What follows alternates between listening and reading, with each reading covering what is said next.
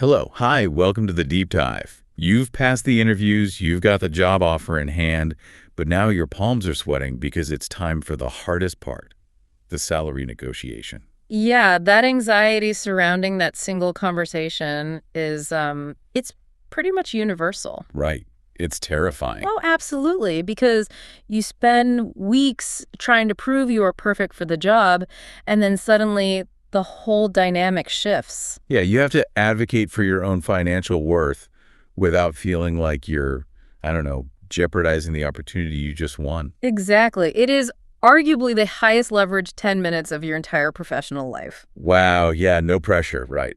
So we are pulling our strategies today from excerpts of the Professional Guide to Salary Negotiation Scripts.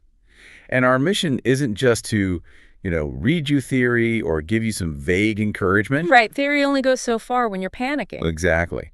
So we are actually going to perform a mock salary negotiation step by step using these specific scripts from the source. I'll be playing the job seeker. I love this approach. Yeah, and a huge focus for us is going to be the delivery, because I want to demonstrate how to strip that panic from your voice and speak these lines slowly, intentionally, and confidently for the listener. And if you're listening to this right now with a knot in your stomach, just thinking about negotiating, take a breath. Seriously, deep breath. The core message of this research is that you don't need to be aggressive or loud or combative to negotiate effectively. Right. You simply need a structural framework that protects you from your own anxiety. I love that. A framework to protect you from yourself. So the first hurdle is just broaching the topic. You have the offer, the hiring manager is smiling, and you have to bring up money without making the room temperature drop 10 degrees. Right, the awkward transition. Yes. So I'll read the first script from the source material. I want you to hear the tone. I'm going to take a breath, lower my register slightly, look you in the eye, or, smile warmly through the phone and say, I'm very excited about this opportunity and the team I'll be working with, and I'd like to talk about the salary to make sure we are both on the same page. See, the pacing there does all the heavy lifting. Right. It feels very grounded. Exactly. You aren't rushing through the sentence as if you're, ashamed to bring it up.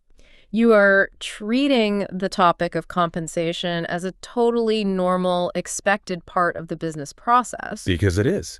And then right after that opening, you move directly into the research. Again, the delivery here is steady and deliberate. Based on my research, the market rate for a digital marketing manager in this city is between $1,500 and $2,000 per month. So I was hoping we could align my salary with that range. The psychology embedded in those two sentences is just incredibly dense. Really? Break that down for me. Well, by framing the discussion around alignment and making sure you are on the same page, you categorize the negotiation as a collaborative problem-solving exercise. Ah, right. We're working together on this. Exactly. It's not an adversarial demand. You're not saying, give me this money or else. Okay, let's unpack this, though. Because I see the collaborative angle, but let me challenge the actual mechanics of this script. Providing a wide range, 1,500 to 2,000, that just seems counterintuitive to me. How so? Well, if I tell the company they can pay me 1,500, aren't they just going to instantly pick the lower number? Why give them permission to lowball you? Well, they will certainly consider the lower number, yeah. However, giving a range deploys a psychological mechanism known as anchoring bias. Okay. By placing those two numbers on the table first, you establish the cognitive boundaries for the rest of the conversation. Right. So yes, they might anchor to the 1,500, but you've already ensured that the absolute floor of the negotiation is an acceptable market-researched rate. Ah, I see. So you're basically preventing them from starting the negotiation at, 1,200. You've built the walls of the sandbox. You've set the parameters exactly. You are communicating, hey, here is the objective reality of the market. Let's figure out where my compensation fits inside this reality. That's powerful. It really is. It signals to the employer that you've done your homework, which actively reduces their instinct to offer you an entirely unreasonable number. Okay, so you've safely established the market range and opened the door. Right. But a market range isn't a personalized reason, right? Like, if you want them to agree to the higher end of that bracket, You have to transition immediately from the reality of the market to your personal value. Yes, the proof. Right, the employer needs proof of what you can do. So let me read how the source text handles this, keeping that unhurried tone. In my previous role, I was responsible for managing a team of 10 people and increasing our monthly sales by 30%, which is why I believe I deserve a stronger offer. Notice the complete absence of emotional pleading there. It's just facts. And the guide offers other examples too. You could say, I bring 5 years of experience in customer support and team leadership, and I have consistently received top performance ratings every year. Mm-hmm. Or you could delete this highly specific line, which I love. I've consistently delivered results such as reducing customer complaints by 40% and training new staff members, which save the company both time and money. Right, and those statistics act as a translation layer. A translation layer, what do you mean? Well, you are taking your raw effort and converting it into the only currency a business naturally understands, return on investment. Oh, wow. Yeah, it's similar to a currency exchange. Right. You wouldn't try to buy groceries in Tokyo with euros. Right? Yeah, you'd exchange your money into the local currency. Exactly. Objective data and performance metrics are the local currency of business. Here's where it gets really interesting, though, because that makes total sense for a sales manager or a customer support lead who has access to a dashboard full of hard numbers. But what about the listeners who don't have a neat 40% metric attached to their name? Is there a risk of sounding arrogant when rattling off these specific percentages and team sizes? And say you're an executive assistant or a graphic designer or an HR coordinator. How do you build a case with the same authority if your work is highly qualitative? If we connect this to the bigger picture, it's really not bragging, it's just data. Employers buy solutions. So for those qualitative roles, you quantify the qualitative by focusing on time, volume, and scope.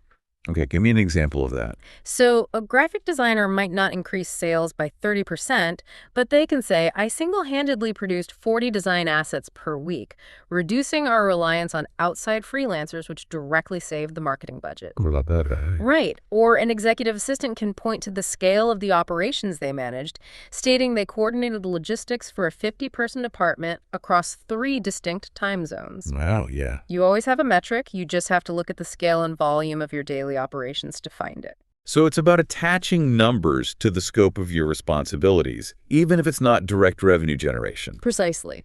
You aren't just saying, hey, I work really hard and I'm very organized.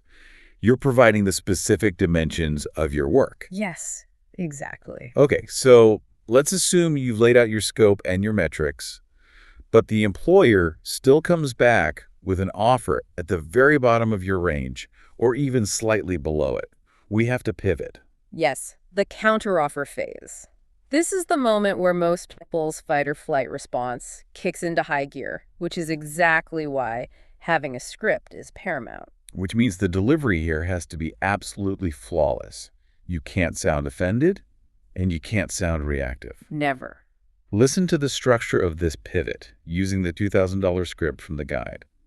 I appreciate the offer, and I can see this is a great company to grow with. However, I was expecting something closer to $2,000 per month based on my experience and the responsibilities of this role. The transition word, however, does fascinating work in that sentence. It really does. Let's dive into that. I noticed the script specifically tethers the $2,000 request to the responsibilities of this role. Yes, that phrasing utilizes a concept called ego decoupling. Ego decoupling. Okay, explain that. When negotiations fail, it is rarely because of the actual dollar amount. It's almost always because someone's ego felt attacked. Interesting. If you say, I need $2,000 because I am worth more, you are making it a conflict between your identity and the hiring manager's judgment. Right, you're challenging them personally, like they insulted you. Exactly. But when you anchor the counter to the responsibilities of the role, you remove your ego and their ego from the equation entirely. That makes so much sense. You depersonalize the request. You're essentially saying the market dictates that these specific duties command this specific compensation. You place the problem objectively on the table between the two of you, rather than pointing a finger at them. That completely reframes the entire dynamic. It's just two professionals looking at a math problem. Exactly. Now, the source material also provides softer scripts if a direct counter feels inappropriate for the situation. Maybe you're dealing with a rigid corporate hierarchy or a small business where you know resources are scarce. Right, you have to read the room. Yeah. So you can say slowly, I really like everything about this position, but is there any flexibility on the base salary? Even a small adjustment would make a big difference for me. That's a great one. Or you could ask to revisit this number given my experience and the value I will bring to the team from day one. I mean, asking if there's flexibility is like a gentle tennis volley. You're hitting the ball back into their court, but with a spin. Right. Those softer scripts are highly effective for testing the waters without putting the employer on the defensive. But I have to ask, what if the employer immediately shuts it down? Like they swat the request right out of the air and say, I'm sorry, there's absolutely zero budget flexibility. This is the final number. Where do you go from there if you've hit a brick wall? This raises an important question about leverage. Because you've maintained that objective, ego-decoupled stance, you haven't burned the bridge. Right. If the budget is genuinely frozen, you can pivot the negotiation away from the base salary and toward total compensation. Oh, like perks and benefits. Exactly. You can ask if there is flexibility in a signing bonus, an extra week of paid time off, an accelerated timeline for your first performance review, or an expanded remote work policy. That's so smart. The dialogue stays alive because you didn't turn the budget constraint into a personal insult. Right. That flexibility is key. But assuming they either counter your counter or drop a firm final number on you, the natural instinct is to just wrap the conversation up immediately to escape the discomfort. Of course. But the research is adamant about the next step. You cannot agree on the spot. You have to initiate a strategic pause. Taking a beat to step away from the table is vital, regardless of how the conversation went. And again, the delivery here has to sound thoughtful, not hesitant. Let me demonstrate how to buy time seamlessly.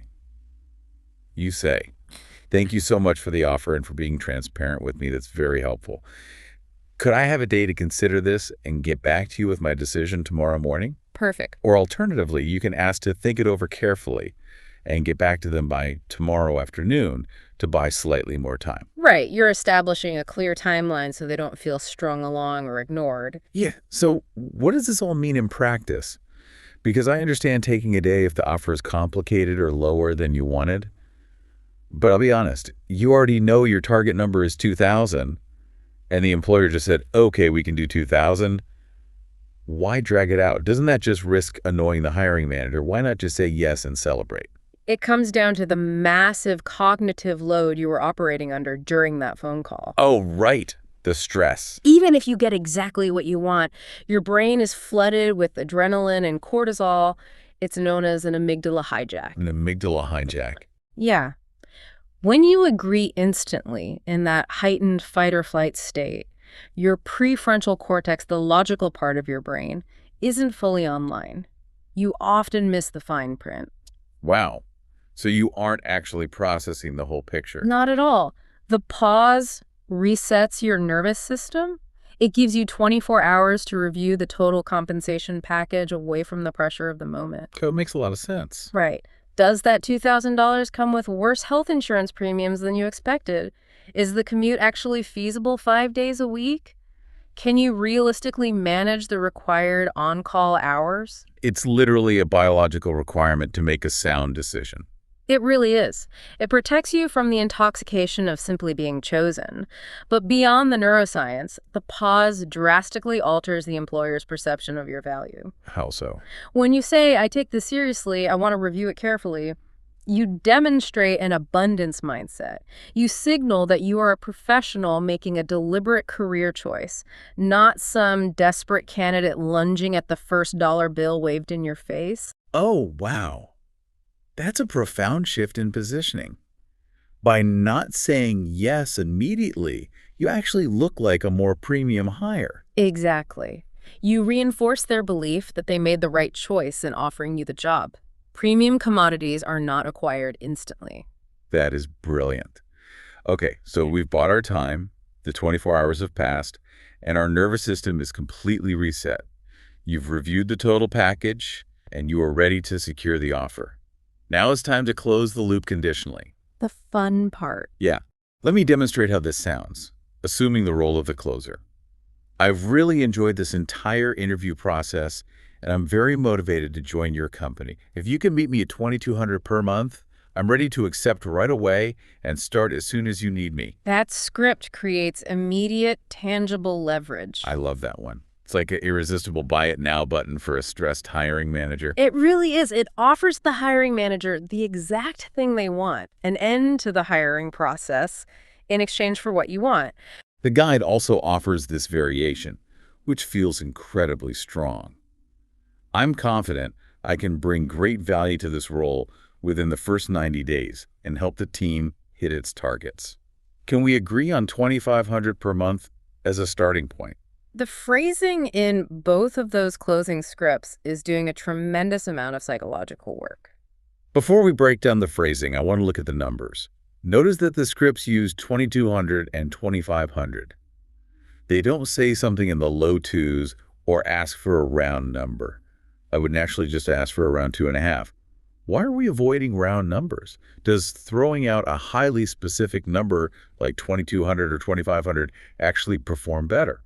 The data strongly supports that precise anchoring is far more effective. Really? Yes.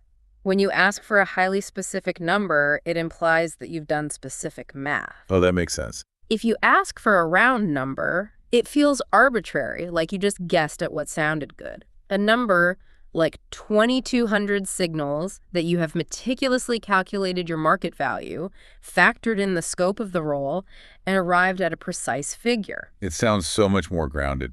It is significantly harder for an employer to casually dismiss a number that sounds mathematically calculated. It changes the counter argument entirely. They have to That's- argue with your math, not your feelings. Exactly. Now, let's look at the first 90 days script. I'm confident I can bring great value to this role within the first 90 days and help the team hit its targets. What makes that structure so effective? It employs a technique called future pacing. Okay. When you mention your first 90 days and the team's targets, you force the hiring manager's brain to stop thinking about the friction of the negotiation and start visualizing you sitting at the desk, doing the work, and solving their problems. You're projecting them past the uncomfortable conversation. You are reframing the moment. Instead of viewing you as a line item expense they have to negotiate down, they view you as an operational asset they are currently delaying. Wow. You make them realize that arguing over an extra $200 is actively standing in the way of getting their department's problems solved for the next quarter. It's a masterful pivot from discussing cost to visualizing value. That brings the entire framework together so clearly. It really is a complete system. Yeah, we move from opening the door with an anchored market research script to translating our raw effort into the currency of ROI, to depersonalizing our counteroffers with ego decoupling, to utilizing a biological pause, and finally, future pacing the employer to close the deal conditionally. The structure does the heavy lifting so your emotions don't have to. My biggest takeaway for you listening is to rely on muscle memory. Take these exact scripts, stand in your kitchen or in front of a mirror, and practice speaking them out loud. Yes, over and over. Slowly, steadily, and confidently, until the cadence feels entirely natural. Because when your adrenaline spikes in the real moment, that practiced muscle memory is what will carry you through the anxiety. That preparation is absolutely critical. And, as we finish up here, I'd suggest considering this entire process from a slightly different angle. What do you mean?